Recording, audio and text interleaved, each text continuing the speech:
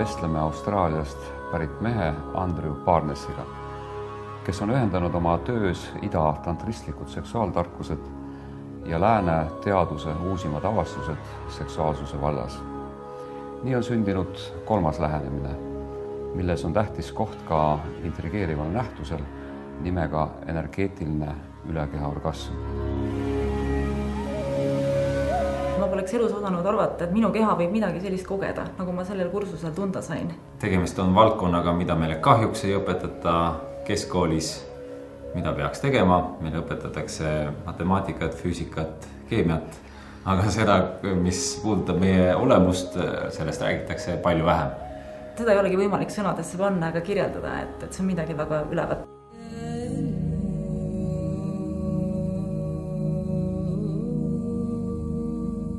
Andrew, sa oled öelnud, et lääne ühiskonnas vaadatakse seksuaalsust 4 aspektist: soo jätkamise, pornograafilisest, juriidilisest ja reklaamiga seotud aspektist. Aga sina räägid seksuaalsusest kui ravimisest. Mida see tähendab? Well, for most people in relationships, they'll use their sexuality for things like developing and creating intimacy. They'll use it as a source of entertainment and pleasure to share with each other. They'll sometimes use it after a fight to make up. You know, for a lot of people, there's a lot of wounding. Well, sexual healing gives us the opportunity to look at any unresolved issues from our past around any negative experiences that we might have had with regards to our sexuality. You know, for example, some people may have been sexually abused when they were children. In actual fact, 20% of boys are sexually abused at some stage in childhood, and about 30% of girls are. So there's a lot of people that are carrying around this negative feeling about their sexuality or their bodies or about the other sex. And so a sexual healing gives us an opportunity to start to address these issues, to start to let go of any fears or any concerns that we have, so that we can start to move into a more present time focused experience of our sexuality. Seksuaalsus peaks olema inimese jaoks loomulik eluosa. Aga miks siis ometigi nii paljudel on kõikvõimalikke seksuaalseid vaevusi, nagu võimetus saada orgasmi, enneaegne ejakulatsioon ja muud sellist? So what I've discovered over the years since being a relationship and sexuality coach is that there's a lot of issues in our society around sexuality. And the studies show that little girls under the age of 6 are restricted, shamed and punished more around their bodies, their genitals and their sexuality, more so than what little boys are. Now at the same time that that's happening for little girls, little boys under the age of 6 are punished more than little girls, they're smacked more often and harder than little girls, they're told to stop crying more than little girls, etc. So it creates this situation where little girls generally are feeling more shame around their sexuality, and little boys are conditioned into being overly focused on their sexuality because they haven't been given the opportunity to explore their emotional selves more.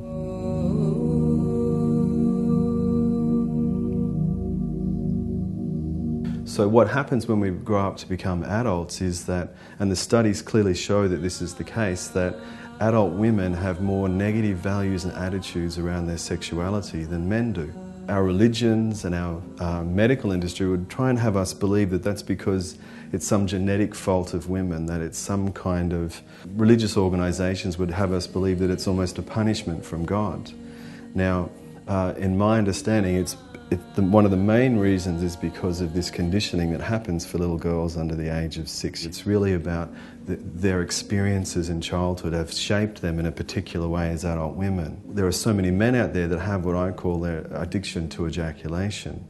You know, the primary focus for them being sexual is to get to that end point in the lovemaking so that they can relieve their stress, so to speak. And so these two dynamics create a very difficult situation for a lot of people in relationship because they're coming from very different perspectives. And so rather than being able to drop more deeply into intimacy and vulnerability, lovemaking can end up becoming a place where there's difficulties, and then those difficulties then spread out into the rest of their relationship.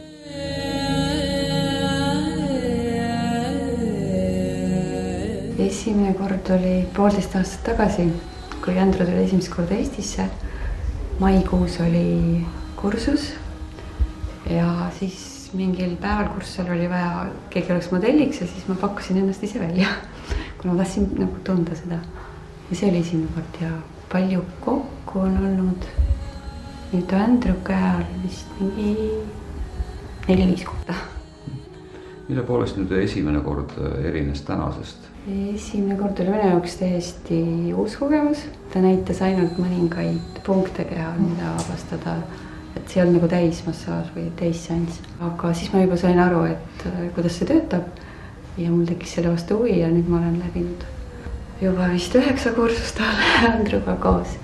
Ja õpin ka ühinesin ka tema programmiga, tahan saada ka koolitajaks. Nüüd sa võid sama asja teha juba praegu? No praegu juba teengi osaliselt. Aga et saada litsents, siis pean läbima selle aastase koolituse.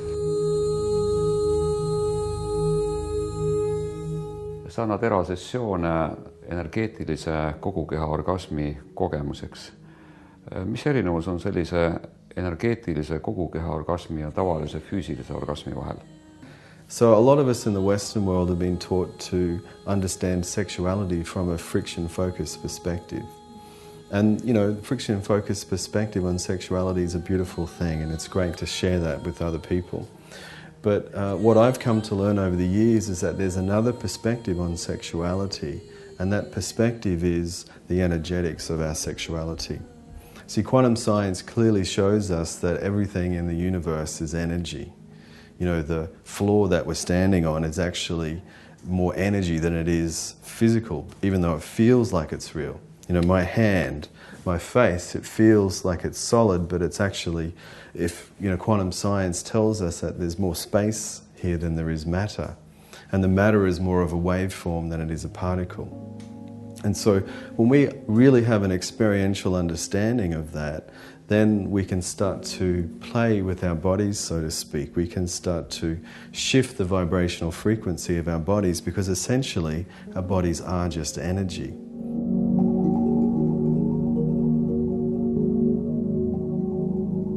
So what I've also come to learn is that our orgasm is also a vibrational frequency, a very particular one. Now most of us over the years have become very good at creating a particular vibrational frequency within our genital area, which creates this orgasmic experience that we all know and love.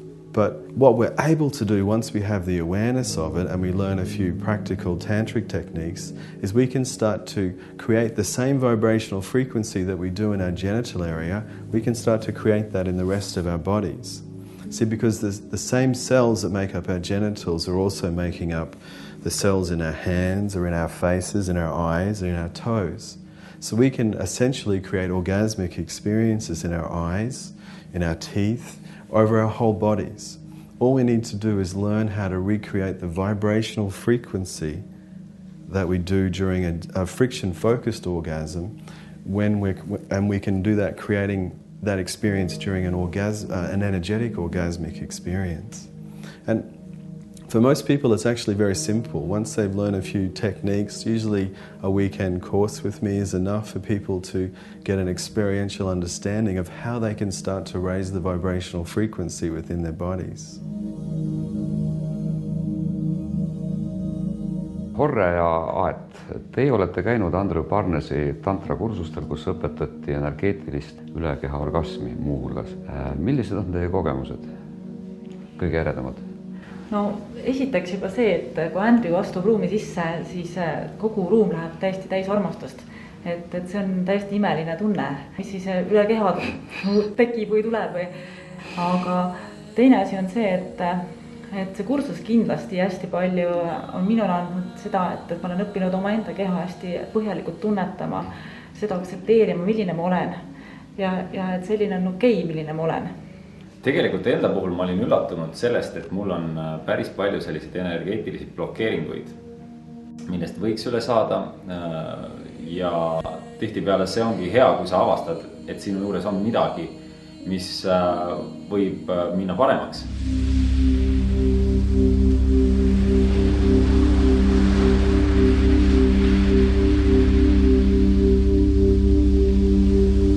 Now this is also very important because from a tantric perspective, because in Tantra our sexuality isn't just for our relationship needs, and of course they are very important to create the love and the intimacy that I talked about earlier. But from a spiritual perspective, we can then start to learn how to use our sexual energy as a way to access higher levels of consciousness. And through Tantra we learn how to cultivate and circulate our sexual energy through our bodies so that we can actually do that. So that we can reawaken the higher level parts of our bodies, the higher level chakras, the higher level glands in our bodies. And in doing that we can reconnect to what we call the unified field of consciousness. And in my understanding, this is what people are really longing for. Because what I find is that most people are living their lives on a daily basis through a lot of fear, through a lot of stress, through a lot of tension. There's a lot of adrenaline in their bodies on a regular basis. That's actually their motivation for getting through the day, is adrenaline, fear, stress, and mental willpower is what they use to get themselves out of bed. But by learning how to cultivate and circulate our sexual energy the way that the ancient tantric textbooks actually talk about, we can start to use our sexual energy as our fuel for living. We can start to use that as our motivation for getting out of bed. And so instead of having a body that's full of adrenaline on a regular basis, we can start to have a body that's full of endorphins on a regular basis. Now that creates an altered state of consciousness. Life looks very different when our body is full of endorphins rather than when our body is full of adrenaline. And this, I believe, is what people, as I said earlier, are really longing for, but not quite sure how to get that, how to create that experience within themselves on a regular basis. And this is, I believe, Tantra fills that gap for people.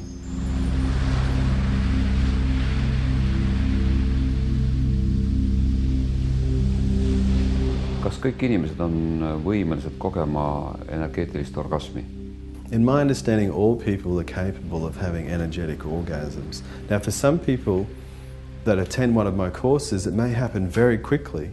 And for other people, it might be the beginning of their journey. And they may need to go on a journey for a period of time, several months or a year or two, who knows? Depending on their past experiences, where they're at, how comfortable they feel with themselves already. But there might be certain things that they need to heal within their bodies, certain beliefs that they might need to let go of around sexuality and vulnerability, etc., etc.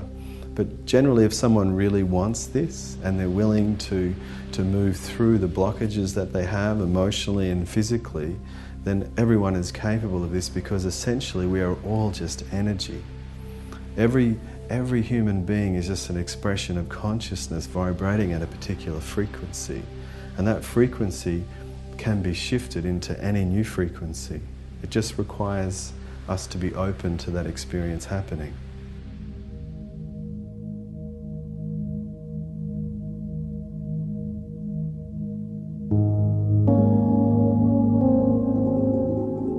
Mis põhimõtted siin on? Jäi mulle, et esimene asi ongi see lõdvestumine, lõõgastumine. Jah. Eelduseks on, et inimese keha oleks täiesti lõõgastunud. Et tal ei oleks mingeid mõtteid peas, ka meditatiivne seisund, võib öelda isegi alfatasandil oled. Ja lased kehal täpselt teha seda, mida keha tahab teha. Mis on nüüd see aistingute järjekord sul umbes, mida sa tundsid kõigepealt, siis seejärel ja lõpuks? Kas on igal seansil nagu erinevalt. Täna ma tundsin kõigepealt seda kurgutsakrat või kirpnääret. Siit nagu käivitus kõik see laine. Ja siis ta läheb üle keha laiali ja kus siis ilmselt see tegija rohkem kontsentreerub ja tähelepanu paneb, sealt tunned tugevamalt. Aga üldiselt üle keha.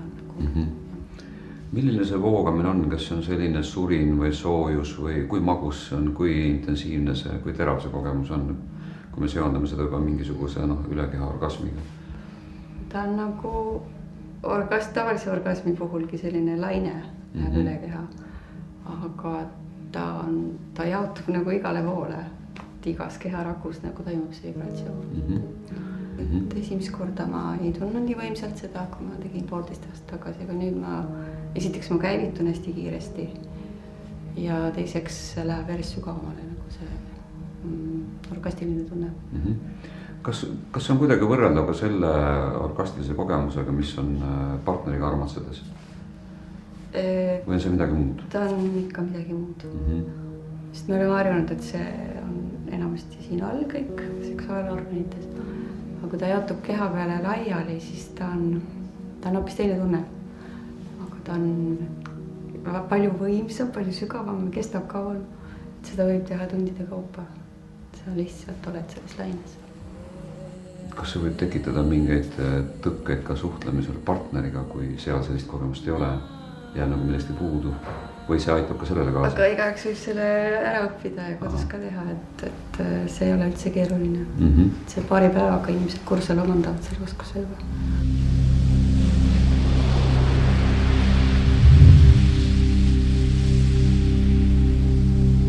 Sa õpetad ka, kuidas kõrvaldada energeetilisi ja füüsilisi blokeeringuid seoses seksuaalsusega kehas, mis takistavad sügavama naudingu tundmist.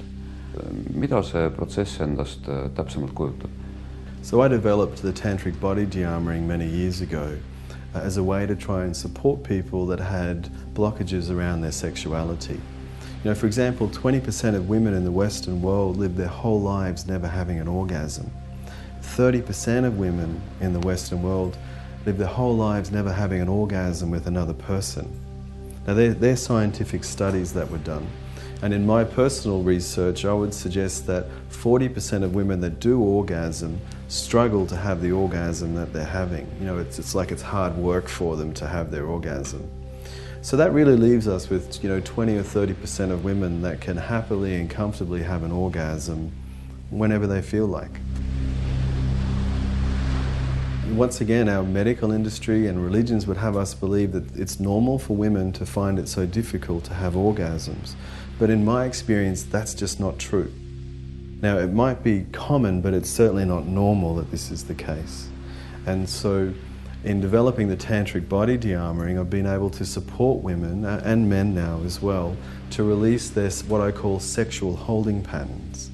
Now, a sexual holding pattern, simply defined, means this. It's a combination of an unresolved emotional issue combined with physical tension in the body. See, from a tantric perspective, creating tension in the body lowers our vibrational frequency.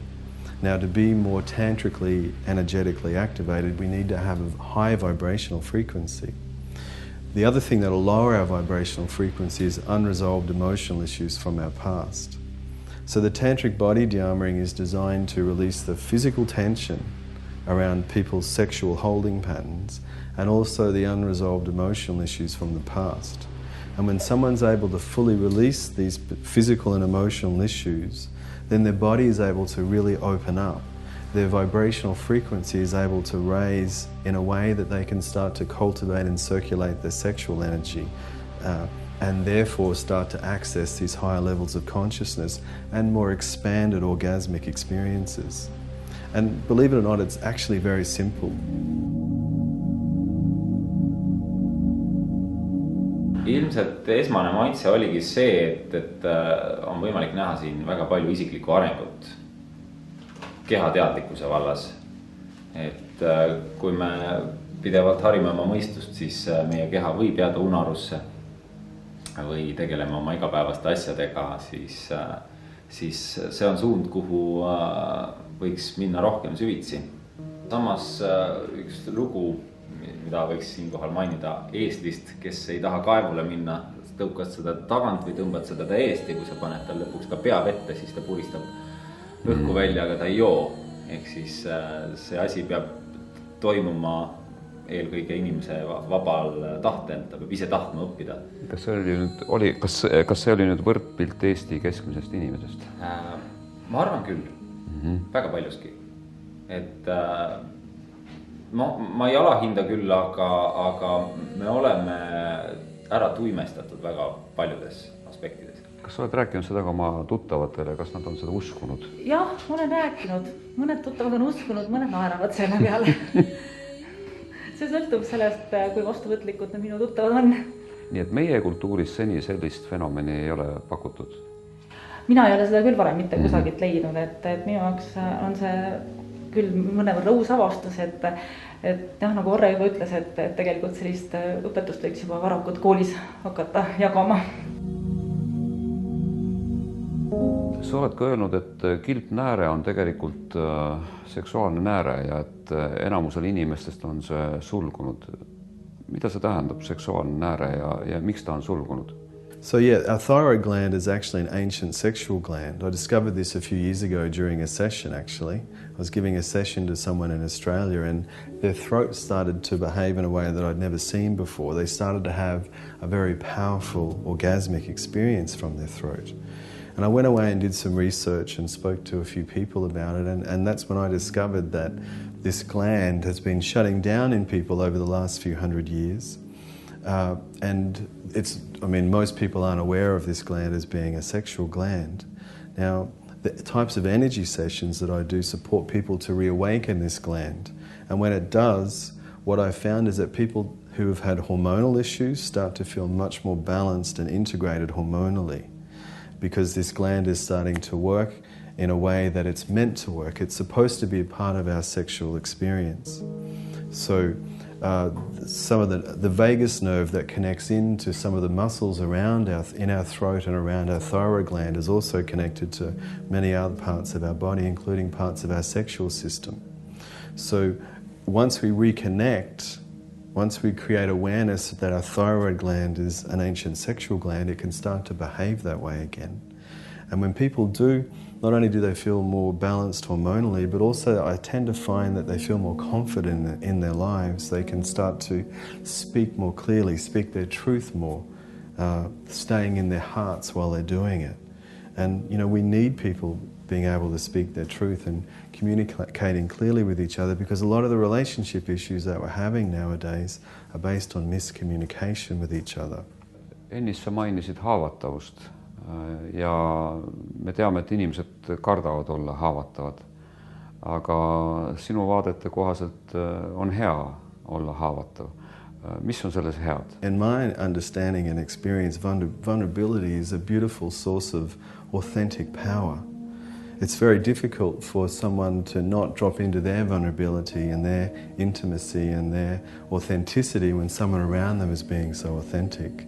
And so what happens in these relationship dynamics when we create what I call power over dynamics, because we're not getting our needs met, is that we tend to lose our authenticity in our relationships. We tend to close up and try and protect ourselves rather than staying open and coming from our hearts more. And so this is why I believe that things like Tantra are very supportive in relationships in this day and age, because so many people are wanting so much more from their relationships. They're wanting more depth, more intimacy, more vulnerability, but they're not quite sure how to get it, or they might be stuck in this power game with each other and they don't know how to get out of it even though they want to. One of the first things is just becoming aware that that's a difficulty that we have, that a lot of the time in our relationships we're closing up rather than staying open. A lot of the time we're hiding how we feel rather than intimately sharing how we feel. So for me, a lot of it is about the way that we communicate, not just with other people but with ourselves. So a lot of people in relationships end up talking about the facts and data of their relationships. You did this and you said that and you should have done this, those kinds of things. And sometimes it's important to get clarity about what's happened, but a lot of the time what we really need to do is shift our communication from talking about what happened to shift it to how we're actually feeling about our experiences. And then that will support the other person to drop more into their feelings, drop more into their heart. And when we're both sharing from a place of feelings, then an understanding can be created, and it generally softens both people in the relationship. And then it doesn't matter so much about the story of what happened and what you should have done and what you said. It's really about understanding, creating vulnerability and gentleness with each other. A lot of us have really lost touch with understanding the deeper mechanisms inside of ourselves, the deeper fears and concerns, abandonment, rejection, feeling betrayed, feeling powerless or worthless or guilty, or feeling ashamed about something. So, I believe it's very important for both men and women to learn how to drop more into their internal selves, feel into what their feeling body is, and then start communicating from that level, more so than talking about what I said earlier about, what has happened. Yeah.